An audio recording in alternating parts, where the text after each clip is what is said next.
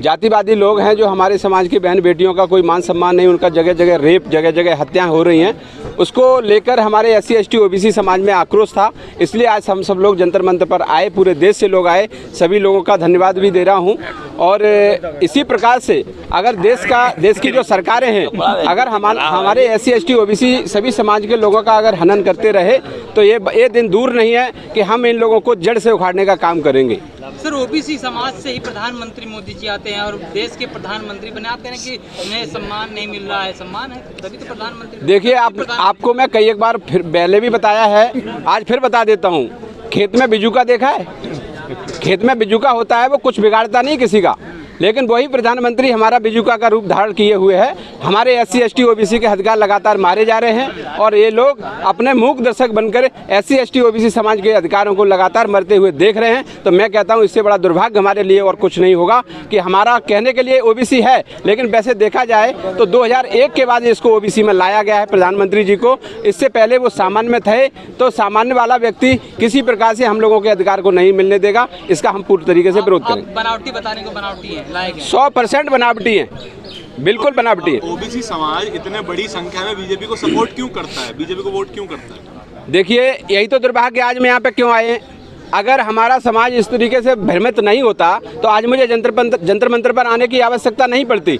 यही कारण है कि हमारे लोगों को कहीं ना कहीं गुमराह किया है, कहीं धर्म के नाम पे गुमराह किया है, कहीं किसी पैसे देखे जो साम दाम दंड भेद की राजनीति है, ये लोग हम लोगों के ऊपर पूरा यूज करते हैं। हम लोग कहीं ना कहीं फंसे हुए हैं इसलिए। लेकिन ऐसा ज़रूरी नहीं है कि हम लोग अब आंदोलन नहीं कर रहे हैं, लगातार आंदोलन चल रहे हैं। और मानवर कांसीराम साहब के जो पैटर्न पर हम लोग चलने का शुरू किया है, घर घर जाकर के हम अपने लोगों को जगाएंगे, घर घर जाकर के हम अपने लोगों को संगठित करेंगे और आने वाले समय में हम इनको जवाब देंगे। 24 में किसको विकल्प देखते हैं? देखिए, 24 हो चाहे 28 हो चाहे 30 हो चाहे 50 हो, मैं एक बात कह रहा हूँ, विचार जिंदा रहते हैं। मानवर कांसीराम साहब से लेकर 2500 वर्ष पहले भगवान बुद्ध ने विचार जो हम लोगों को दिए थे, आज लेकिन गुमराह होकर कोई एक व्यक्ति तो होंगे ना, कोई एक नेता तो होंगे जिनको सपोर्ट करेंगे आप। जनता करेगी, बीजेपी को सपोर्ट नहीं करेगी। देखिए सुनो, मैं आपको बताता हूँ, ये जनता जिसको चुनेगी हम उसी को सपोर्ट करेंगे। और हमारी OBC महासभा है, इसके नेतृत्व में हम लोग लगातार मेहनत करेंगे।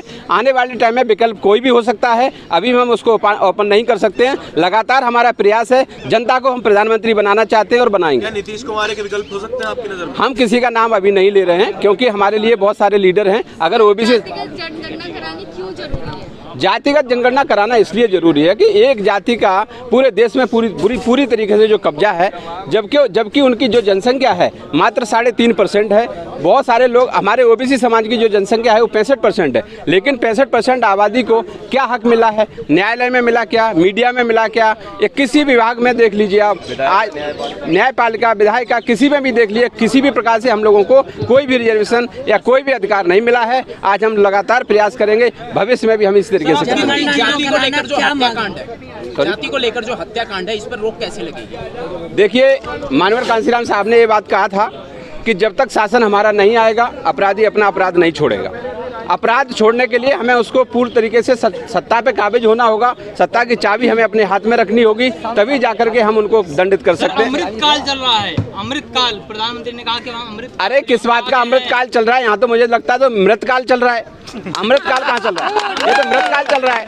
अमृतकाल कहाँ चल रहा है? अमृतकाल चलता होता जो हमारे जो 8 साल का 10 साल की जो बहन बेटियाँ हमारे, उनका मान समझ अमृतकाल में होता है। अगर ऐसा अमृतकाल है तो भाई मैं ऐसा अमृतकाल नहीं चाहता हूँ। झंडा लगाना क्या होता है? झंडा आज देखो रोडों पे पड़ा हुआ है, अपमान हो रहा है झंडे का, यही लोग करा रहे हैं। इस पे इनको राष्ट्रद्रोह का मुकदमा लगना चाहिए, जिन लोगों ने कहा है कि झंडा घर घर लगेगा। मैं कहता हूँ झंडा घर घर लगाते हो तो संविधान घर घर क्यों नहीं पहुँचाते हो? संविधान को घर घर पहुँचाइए ना। 15 अगस्त आ रहा है, 15 अगस्त निकल गया, 26 जनवरी आ रही, जो 26 जनवरी 1950 को जो देश में संविधान लागू हुआ था, वो संविधान घर घर पहुँचाने की बात करो ना। मैं तैयार हूँ, क्यों नहीं करते हो? संविधान को दबाना चाहते हो, झंडे के नाम पर गुमराह करके जनता, SC ST OBC के लोगों को आप लोग कब तक गुमराह करेंगे? चोर की चोरी एक दिन पकड़ी जाएगी और वो चोर बुरी तरह से मार खाएगा, हमारे लोगों के हाथों से खाएगा। अमृतकाल के बाद राम राज्य आएगा, राम राज्य में हम प्रवेश करेंगे। आप किस बात की कर रहे हैं राम राज्य? मैं बता रहा हूँ कि इस तरीके का अगर राम राज्य, इसको राम राज्य कहते हो तो मैं मानता हूँ कि हम इस राम राज्य के शामिल में नहीं है। क्योंकि राष्ट्र की बात बताइए। देखिए, आप एक ही बात कह रहे हैं, उसी को रामराज कहते हैं, उसी को हिंदू राज कहते हैं, उसी को अमृतकाल कहते हैं। ये नाम अलग अलग हैं, लेकिन इनकी मकसद एक तो ही है। ये ओबीसी समाज हिंदू राष्ट्र के साथ ही नहीं है। मकसद क्या है जो आप बताया कि मकसद एक ही है? मकसद इनका यह है कि SC ST OBC के हक और अधिकारों को दबाना, इनकी बहन बेटियों की इज्जत लूटना सरासर है, हो रहा है। आज से थोड़ी हो रहा है, ये हजारों साल से ही हो रहा है। अगर हजारों साल से नहीं होता तो भगवान बुद्ध क्यों आते हैं हमारे देश में? महात्मा कवि बाबा साहब डॉक्टर भीमराव अम्बेडकर क्यों आते? भगवान बुद्ध क्यों आते? महात्मा ज्योतिबा फुले क्यों आते? सावित्रीबाई फुले को क्यों आना पड़ता संघर्ष करने के लिए? अगर इस तरीके की विचारधारा पहले से नहीं होती तो। ओबीसी समाज राम राज्य के पक्ष में है? बिल्कुल नहीं।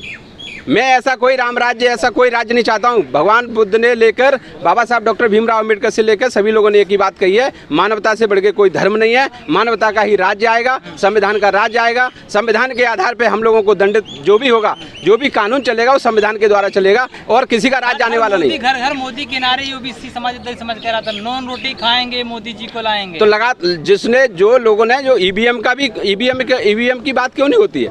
ईवीएम भी तो है। ये लोग क्यों हम लोगों से डरते नहीं है?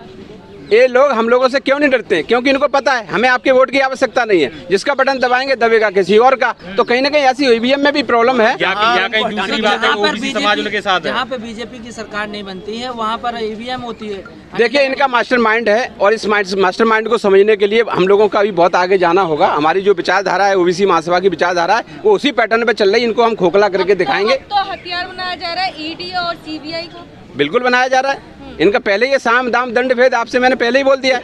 इनकी राजनीति है, जो आदमी पैसे से खरीदा जा सकता है पैसे से खरीद लो, जिसको डराया जाता है उसको डरा दीजिए, जिसको और भी कोई रास्ता है उसे फर्जी मुकदमा करिए। तो यही तो है हम लोगों को डराने के हथियार, ये आज चालू है। तो हमारे लोग बिकते क्यों हैं फिर? देखिए, ऐसा है ना, जो बिकने वाली चीज होती है बिक जाती है। क्या सब थोड़ी बिक जाते हैं? आज ओबीसी महासभा को खरीद के दिखाए कोई? किसी की माई के लाल में ताकत है जो ओबीसी महासभा के एक कार्यकर्ता को खरीद के दिखा दे?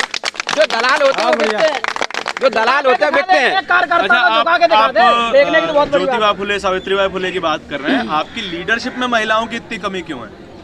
देखिए, ऐसा है, हमारी महिलाओं में लीडरशिप की कमी नहीं है, लेकिन महिला क्यों नहीं रही है? अगर लीडरशिप की कमी नहीं है तो हम आई तो थी, काफी महिलाएं आई थी। आप लोगों को, मीडिया वालों को नहीं दिखती तो मैं क्या करूं? 4 महिलाओं के भाषण हुए हैं यहाँ पे। आपके देखिए, ऐसा है, 4 महिलाओं के भाषण और 40 पुरुषों के भाषण में फर्क है सर, 10 गुना का फर्क है। देखिए, ऐसा है, सुनो, आपको मैं क्लियर बताता हूँ। महिलाएं हमारी पूरी तरीके से निकल रही हैं और अभी 4 महिलाएं तो क्या हुआ, 4 महिलाएं की 40 महिलाएं होंगी।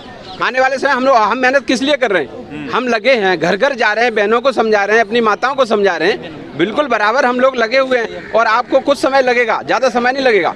ज्यादा महासभा का महिला विंग भी तैयार हो रहा है? बिल्कुल है, हो नहीं रहा है, रेडी है, बिल्कुल कंप्लीट। आपको मौका नहीं देंगे हम। तैयार है, महिला है जिन्होंने स्ट्रॉन्ग बता रहे हैं, निर्भया हत्याकांड उन्होंने सॉल्व कराया, वो ओबीसी की महिला है। नहीं, मैं उनको कंसिडर करके ही वो 4 को बता रहा हूँ। सीमा कंसिडर करके ही वो 4 बता रहा हूँ। उनको कंसिडर करने के बाद 4 हैं। तो उनके नेतृत्व में हम लोग कर रहे हैं काम। हाँ। कोई जरूरी नहीं है, ऐसी महिलाएं हमारी और भी निकल के आ रही हैं, आगे काम चलते रहेंगे। हमारे कहते हैं जिसकी जितनी संख्या भारी उसकी उतनी हिस्सेदारी। हाँ। महिलाओं की संख्या देश में 49% है, तो क्या संगठन के पोस्ट बेरर पदों पर 49% महिलाओं का प्रेजेंस है? हाँ है। देखिए हमारे संगठन में है, लेकिन हमारे सरकार किनके हाथों में? आज तक सत्ता और सरकार उनके हाथों में रही, महिलाओं को मौका ही नहीं दिया उन्होंने। जो कि पढ़ लिख सकती, जितने % में पढ़ी लिखी हैं उतनी आ रही हैं, जो नहीं पढ़ी लिखी हैं वो पीछे हैं। अभी इनका मकसद है, लाने का काम कर रहे हैं। इनका मकसद यही है कि प्रयास कर रहे हैं ना हम लोगों को आरक्षण दा होगा 27% हिसाब से कौन दा होगा अभी तक? देखो, हम लोगों का देश आजाद होगा, आगे आप लोग क्या करेंगे? हम बहुत बड़ा जंगी प्रदर्शन आंदोलन करेंगे देश में। ये अभी तो शुरुआत है। अभी हमारे भाई बोल रहे थे ना, अभी तो ये अंगड़ाई है, आगे बहुत लड़ाई है। तो अभी तो लड़ाई जारी हुई है। ओबीसी महासभा के नेतृत्व में आप देख लेना क्या क्या होगा, आपको सब कुछ देखने को मिलेगा। सारे मीडिया साथी हमारे साथ रहेंगे, देखेंगे। आप खुद इस बात को दिखाना कि जो भारतीय जनता पार्टी हो या कोई भी सरकार हो, सबने हम लोगों को लूट खाया है। हम उनको जवाब देने के पूरे लिए सक्षम हैं। एक आखिरी सवाल, दर्शकों को क्या कहना चाहेंगे आप? दर्शकों को बहुत बहुत धन्यवाद। जो ओबीसी महासभा के विचारों के साथ रहेगा SC ST समाज के विचारधारा के साथ रहेगा। सभी साथियों को हमारा पूरा समर्थन है। कहीं भी किसी भी प्रकार से हमारे SC ST OBC समाज की बहन बेटियों के साथ कहीं अन्याय होगा, हमारे OBC महासभा, SC संगठन सभी लोग हम एक साथ करके अभी 4 तारीख का जो हमारा सागर में जो आंदोलन है हम लोग वहाँ जाएंगे। हम पूरी तरीके से तैयार हैं इन लोगों को जवाब देने के लिए। ओबीसी सर ईवीएम हटाने के लिए कोई प्रक्रिया है? EVM हटाने के लिए प्रक्रिया आंदोलन, इसके आंदोलन हम लोगों के पास क्या है, सत्ता है नहीं, आंदोलन करेंगे। आंदोलन से बढ़ के ओबीसी महासभा जिंदाबाद, ओबीसी महासभा जिंदाबाद। हम अपने अधिकार मांगते नहीं किसी से भीख मांगते। बहुत धन्यवाद।